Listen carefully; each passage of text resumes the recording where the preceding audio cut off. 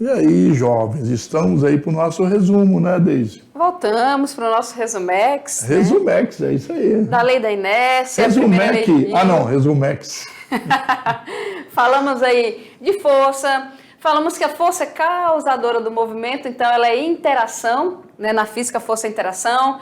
É o agente capaz de modificar o movimento de um corpo, né? Tirar esse corpo do estado aí de equilíbrio. E nós falamos, né, sobre as condições de equilíbrio dentro da primeira lei de Newton. Sabemos que na inércia só se essas forças se anularem é que é possível, né? Exatamente. Aí em repouso ou em movimento retilíneo uniforme. Vamos lá então para o nosso resumo?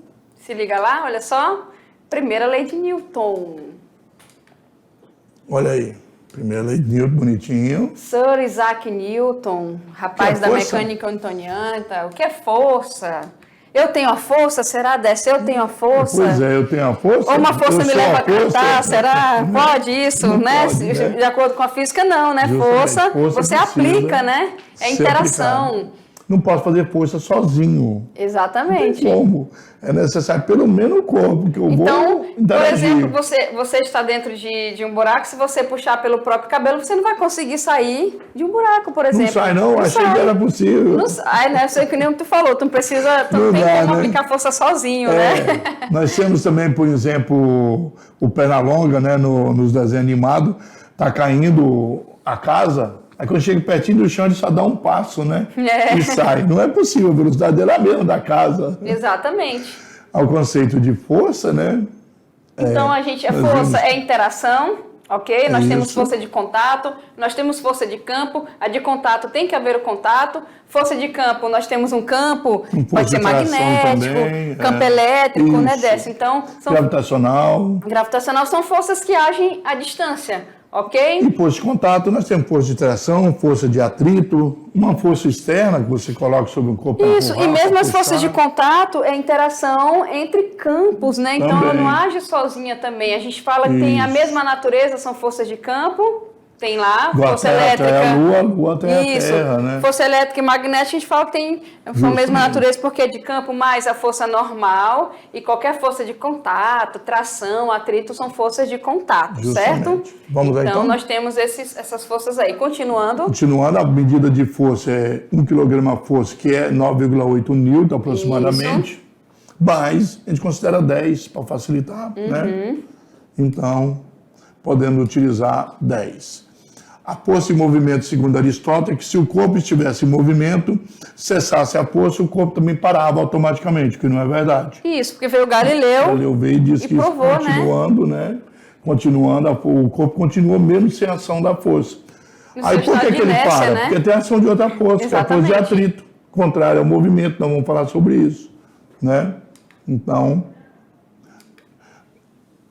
Galileu vai e fala pouquinho diferente, né? Ele fala que, o que acontece, pessoal, com Galileu, né? Ele falou, olha, se você está lá aplicando uma força no corpo e você tira sua mão, cessa essa força, ele vai continuar em movimento ou em repouso pelo seu estado de inércia. Então, nós vimos o conceito de inércia lá na primeira lei, não é isso, Décio? Repouso é necessário uma ação de uma força para colocar em movimento. Exatamente. E se tiver em movimento, uma força é para parar. Ou para manter ele em movimento uniformemente variado, sempre em linha reta, né? Precisa de anular essas forças, né? E com velocidade constante e movimento uniforme. Justamente. Então, o pessoal vem aqui com nós, olha só, então nós vimos lá as condições de equilíbrio de um corpo, né, Décio? O que é condição de equilíbrio, pessoal? Velocidade constante. Ele pode estar em repouso, que é velocidade nula, ou ele pode estar com a velocidade de valor constante. Mas o movimento retilíneo não pode ser curvilíneo, porque tem a ação da força que puxa para dentro, que é centrípeta, então tem que ser retilíneo e uniforme.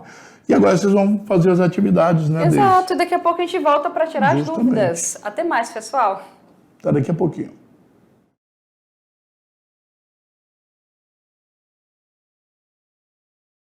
Então, a atividade de sala aí, né? Vai resolver, vocês foram lá fazer as atividades, as suas atividades. E agora a gente vai corrigir, né? Tirar as dúvidas que possam ter. Vamos lá, então? Bora. Atividade de sala, pessoal, olha só. Tirando as dúvidas. E nós temos aí 4 questõezinhas, né, Décio, pra gente colocar, bacana, vamos fazer os desenhos. E a primeira é bem simples. Trace as forças normal e peso nos blocos a seguir. Bom, o que a gente aprendeu, né, Décio? A gente aprendeu, pessoal, vem aqui com a gente rapidinho, olha só. Nós aprendemos que a força-peso é uma força de campo. Vertical e sempre orientada para o centro da Terra. Exatamente. Sentido centro da Terra, não tem como. A normal, ela é perpendicular ao apoio sobre o corpo. Porque é uma força de contato, então depende da direção em que a superfície está em contato, onde está sendo aplicada a força, não é isso? Então posso apoiar no meu braço, ó. Aqui, ó. A normal vai estar aqui. Isso, justamente. Fechado? E o peso para baixo, mas aqui o peso não tem nada a ver com a normal nesse caso. São forças de natureza diferente, nem sempre, né? Mas a direção de uma é sempre vertical para baixo e a direção da outra depende da superfície. Então nós temos que colocar ali nas imagens duas forças de natureza diferentes que estão agindo naquele corpo. E pode, né, Décio? É que na horizontal, a força de apoio se confunde com a força-peso, tem o mesmo valor, mesma direção e mesmo sentido. Exatamente, só na direção horizontal. Mas nós vamos ver, gente, que pode sim oblíqua, várias forças agir no mesmo corpo, né, Décio? Várias forças. E justamente, pessoal, nós vamos ver que para estabelecer condição de equilíbrio são as forças atuantes no corpo, ok? Então pode ser forças de natureza diferente. Tem que ser, né, no caso. Porque de mesma natureza vai estar geralmente no corpo que aplica e no corpo que recebe. Mas nós vamos falar disso mais para frente, né? Vamos lá então, pessoal? Vamos traçar ali, olha só como é que ficou. Olha bem. Peso, força-peso, né? Sempre para baixo. Ela aponta sempre vertical para baixo. E o apoio, como a superfície horizontal ali, né? É perpendicular. O corpo, isso. Lembrando, gente, 90 graus. Mas o 2 já não tá, né? Ó, 90 graus, ó. Tá aqui, ó. 90 graus que é a nossa superfície aqui, certo? Com a superfície. O 2, o corpo já não está mais apoiando na horizontal, está na vertical. Como imã na geladeira, né? Você coloca aquelas brincadeirinhas, aquelas coisinhas de geladeira. Olha, a força-peso continua para baixo, só que a normal não, ó. Normal, né? A superfície está empurrando ela para fora, correto? E na 3, ó, o peso continua para baixo, vertical, mas aí ela está inclinada, né? Lembrando, gente, é sempre perpendicular 90. à superfície. Ó, a superfície está aqui. 90, certo? Superfície está aqui. 90 e lá também 90. E aqui também, ó. Sempre perpendicular à superfície. Certo? É só ir lá na superfície, coloca a canetinha que não tem erro. Traçou 90 graus ali, pronto. Você coloca acertou. Sua... Vamos para a questão 2 então, né? Essa foi bem simples. Bem simples. Sempre superfície anormal, perpendicular à superfície. Não é perpendicular ao peso. Nós vimos que na 2 ela é perpendicular, mas no corpo 1 ela é mesma direção, e no corpo 3 tem um ângulo ali, que não é 90. Exatamente. Né? E nem a mesma direção. 2.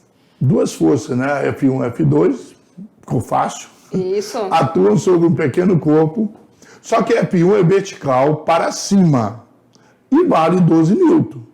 Enquanto F2 é horizontal para a direita e vale 9 newton. Certo? Exato. São vetores aí. Então a gente está caracterizando, né? Usando uma escala de 1 centímetro, equivalente a 2 newton, cada 1 centímetro equivale a 2 newton. Isso. É uma escala, igual lá em geografia, no mapa, etc.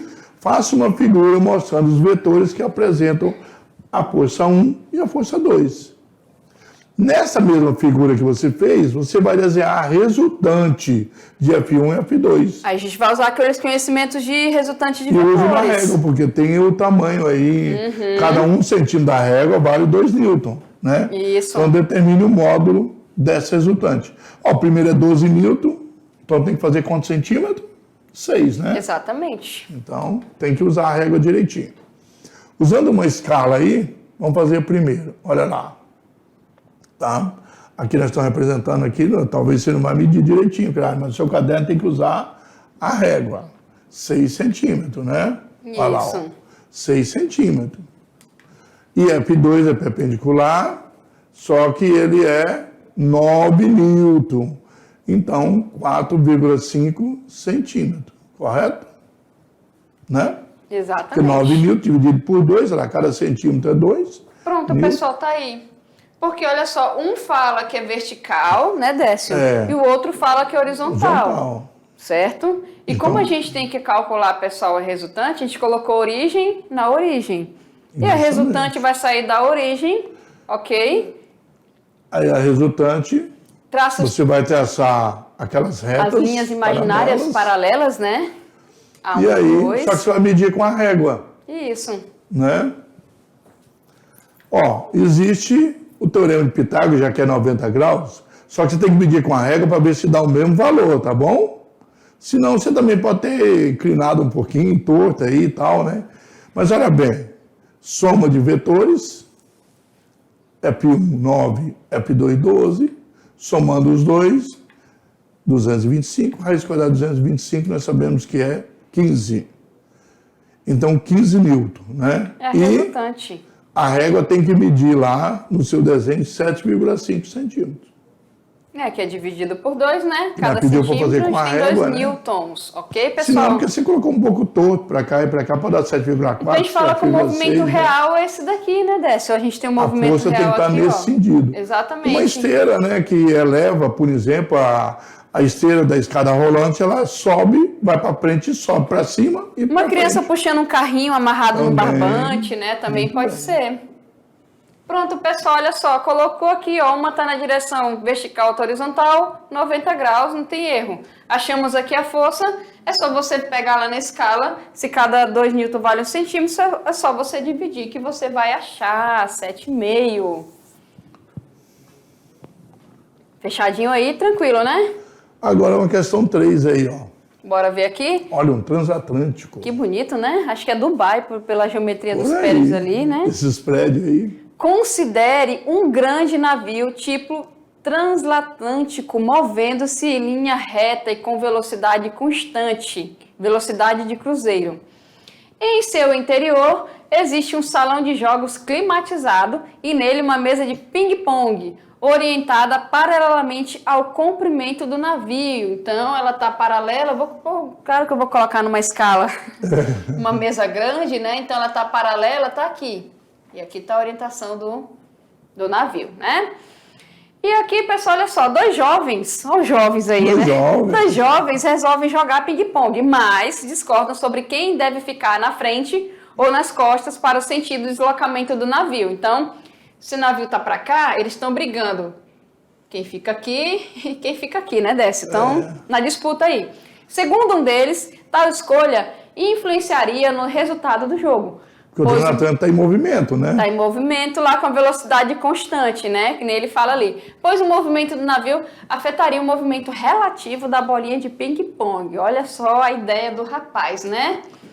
Nesse contexto, de acordo com as leis da física, pode-se afirmar que a gente tem aqui 5 alternativas. Vamos passar aqui o olho rapidinho. A primeira, né?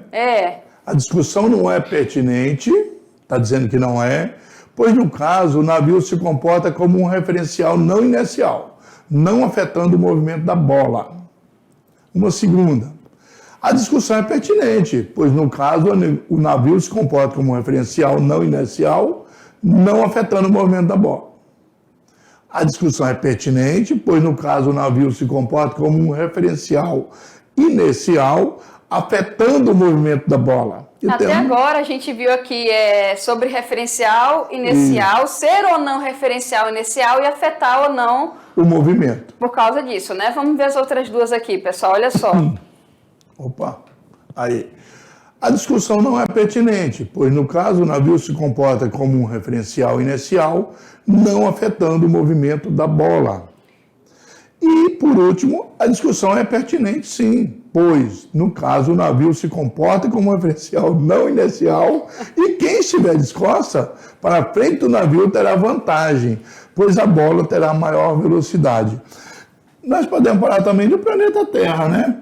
Nós estamos no planeta Terra. Vem aqui, pessoal, com a gente, olha só. A Terra gira em torno de si mesma, leva 24 horas para dar uma volta, uma rotação. Ao mesmo tempo, em translação em torno do Sol, nós estamos fazendo 2 movimentos ao mesmo tempo. E se eu começar a andar, correr, eu posso ir no sentido da Terra, ou no sentido contrário de rotação da Terra? Influencia, será? Não vai influenciar, né? A gente tem que lembrar o que fala ali, pessoal. Referencial e inercial, ou seja, são referenciais que eles estão nas condições da primeira lei de Newton, né, Décio? Que é lá a velocidade constante ou repouso. Então, se for um referencial inercial, ele não vai afetar aquele movimento específico, lembrando que está né? dentro de um navio muito grande, e esse movimento do navio, será que afeta a bolinha para quem joga? Né? Se é um referencial inicial, não vai a terra em afetar. movimento a gente não afeta, lá também não, né? Exatamente. Então, ó, não Vamos é ver a resposta ali? pertinente, não é pertinente você ficar, na verdade, descosta ou não, tanto faz. Do mesmo jeito que estiver na sua casa, a terra também em movimento, tanto Será que é faz você ficar de um lado do desculpa outro. dele porque ele não joga bem? Pode ser, Pode né? ser, Tá né? ganhando tempo? Aí no final, né? Pois é, pode estar ganhando um tempo ali, aí ele, não, eu vou ficar... Não vai afetar, pessoal, ok? O navio, ele é um referencial inicial, então ele está lá nas condições da primeira lei de Newton, né, Décio? Isso. Então, um referencial inicial, ele não vai afetar o movimento da bola, que a gente está falando de algo muito grande para algo bem Também no pequenininho. movimento também contínuo, né? Claro Isso. que não, se o navio parar de uma vez ou movimentar muito rápido, o que é muito difícil no transatlântico, é muito difícil você fazer isso com ele. Um barco pequeno é mais fácil. Claro que vai afetar. Exatamente, Né? por isso que ele Mas no colocou as caso do dimensões ali, transatlântico né? É enorme, é. E também é muito difícil. Pessoal, a outra coisa da inércia também é que se o corpo, por exemplo, nós vamos estudar isso mais tarde, a quantidade de massa dele muito grande é mais difícil de se mover. É. Então o transatlântico não tem como ele arrancar igual arranca um ônibus, né? Exato. Ou o seu automóvel, certo? Isso faz com que Estiver nesse no caso ele trânsito, possa se né? comportar com a própria terra. As carretas que circulam, você pode ver que Isso. para ela entrar em movimento é muito mais difícil que um carro popular, um carro pequeno. Para frear também, né? Exatamente. Tomar cuidado. Por isso que eles na rua, na cidade, eles dirigem mais devagar. Eles vão parando bem antes do sinal que fechou, porque sabe que eles não conseguem parar de uma vez se o carro Porque pequeno se é para pode difícil parar. se é para difícil para entrar em movimento, é Também difícil para parar esse movimento, isso né? é inércia. É inércia. Entendido, pessoal? Fechado? Vamos lá então? Nós temos mais uma questão ainda, né? Tem a questão Enem. De Enem. Se liga no Enem. Se liga, vamos ler aqui a questão do Enem, questão 4, modelo Enem. Vamos sobre ver aqui. Galileu, ó. Olha o Galileu ali. Ao estudar o movimento dos corpos, Galileu Galilei, é o GG aqui, né? O GG. Nosso querido GG da física. A minha camisa é GG, ué. Então, olha aí, ó. O professor desce vestido ao estilo Galileu Galilei. Considerou que um corpo com velocidade constante permaneceria nessa situação caso, olha só, não atuasse sobre ele qualquer força ou se a somatória das forças que atuam nesse corpo, né, que ele está considerando, a força resultante fosse igual a zero. Então, aqui ele colocou condição de equilíbrio para que ele permanecesse numa situação de velocidade constante, tá, pessoal? Ok? Comparando esse estudo de Galileu com o estudo realizado por Isaac Newton, lei da inércia, pode-se afirmar que para Newton, então vamos ver aqui, né, Décio? Aristóteles falou que se eu tirar lá a força do corpo, ele para automaticamente. Isso. O Galileu já falou que esse corpo ele vai se considerar movendo com velocidade constante, certo? Por algum período de tempo ali, ou seja... Praticamente indefinido, né? Se Isso. for muito liso, né? Praticamente liso, sem atrito. E o Newton se baseou tanto no estudo lá do Aristóteles quanto de Galileu para sintetizar e formular a primeira lei, certo? Justamente. Então, pegando ali o que foi estudado, vamos olhar 3 situações e vamos considerar, certo? Isso. Quais são corretas, né? Vamos ver a primeira situação? Pessoal, olha só, situação 1. Um corpo com velocidade constante, então ele coloca aqui, ó, ele coloca entre parênteses para caracterizar alguma coisa, né? Isso. Intensidade, direção e sentido, possui força resultante igual a zero. Então vamos lá. Palavras-chave aqui, ó. Velocidade Movimento constante. retilíneo uniforme, né? Velocidade constante. Então já sabe que é movimento retilíneo uniforme. Podemos falar que isso aqui é uma condição de equilíbrio, né, Décio? Já. Isso aqui é uma condição de equilíbrio, Sim. ó. Velocidade constante. E ele fala que o corpo, quando está com essa velocidade constante, que é a condição de equilíbrio, lá no movimento retilíneo Por que nós uniforme, sabemos que é retilíneo e não curvilíneo, circular? Porque a direção é constante, né? Ele está dizendo aí, ó, direção constante, a intensidade, direção e sentido, tudo constante. Porque no circular a direção varia, né? Exatamente. Então, a velocidade, ó, para a gente caracterizar isso, ela é vetorial, fechado? No movimento então, tá circular. Aqui, e no retilíneo, ela é linear e constante em todos eles. Fechado, pessoal? Então, ali, ó, velocidade constante, força resultante igual a zero, são as palavras-chave justamente, né, Décio? Se está lá em equilíbrio, pessoal, se está em equilíbrio, significa que a resultante das forças que atuam ali, a somatória, na verdade, é igual a zero. Ou seja, existem as forças lá no corpo atuando, mas elas não são suficientes para tirar esse corpo do seu estado de equilíbrio. Então, a resultante é igual a zero. A gente pode ali colocar 1 como sendo... correta, né? Corretíssima, né? A segunda diz que um corpo em repouso com velocidade constante igual a zero possui força resultante igual a zero. O corpo está em repouso, está com velocidade constante, mas igual a zero. Porque zero o tempo todo é constante, mas é zero. Exatamente. E ele possui força também resultante igual a zero. A gente sabe que a força é para mudar o movimento. Se continua com velocidade constante, mesmo sendo zero, é porque a força resultante deve ser zero. Exatamente. Né? Então, só lembrando, pessoal, primeira lei de Newton, lei da inércia. Quando o corpo ele está lá em inércia, vamos colocar dessa forma, ele tem duas condições de equilíbrio, certo? Justamente. Para velocidade constante. Então, a velocidade constante pode ser tanto repouso, olha só, a minha velocidade aqui ela é constante, né, Décio? Isso. É nula. O professor também está aqui. Agora, se a Sua gente mão passa... não está constante, não. Não, minha mão não está constante, não. Agora, se eu faço isso aqui, pessoal, olha só, eu posso falar que eu estou com uma velocidade constante aqui na mão, aí ela tem um valor diferente de zero. Tanto nessas duas condições de equilíbrio, a resultante da somatória das forças que está agindo é nula. Então, para a resultante ser nula, a gente tem essas duas condições de equilíbrio, né, Décio? Então, tanto a 1 quanto a 2, ele colocou justamente as duas condições de equilíbrio para o corpo estar em inércia, cuja a resultante das forças é nula. É nula. Né? Então, vamos para a terceira para ver agora. A primeira lei de Newton. Primeira lei de Newton. Vamos ver a terceira se realmente ela condiz também com tudo que nós falamos, né? O Galileu considerou a velocidade constante, intensidade, direção e sentido, no movimento circular. Oh, você tinha falado agorinha lá do movimento circular. Vamos lembrar o que você disse desse lado. O Galileu falou sobre isso também. Galileu comentou que no movimento circular é tudo igual. Nós falamos do Galileu, mas não falamos nada de movimento circular, né? Isso é importante entender, né? E o movimento circular, nós sabemos que a direção muda. Exatamente. O sentido também muda. A direção muda devido lá à aceleração centrípeta para o centro. Isso. Certo? Então, a gente está considerando lá a primeira lei de Newton e os estudos lá do Galileu para movimento retilíneo e uniforme, ou seja, velocidade constante, olha só, aqui no movimento retilíneo que na horizontal. Porque lá no movimento circular, essa velocidade ela tem mudança em direção devido à aceleração centrípeta, apesar da intensidade ser constante o tempo todo, mas a direção e o sentido mudam. Exatamente. Então, ele não é constante. Então, aquela terceira ali, ela vai ser furada, né, pessoal? Então, temos como ver a resposta agora, né? Olha aí. Olha ali, ó. 1 e 2 apenas, por quê?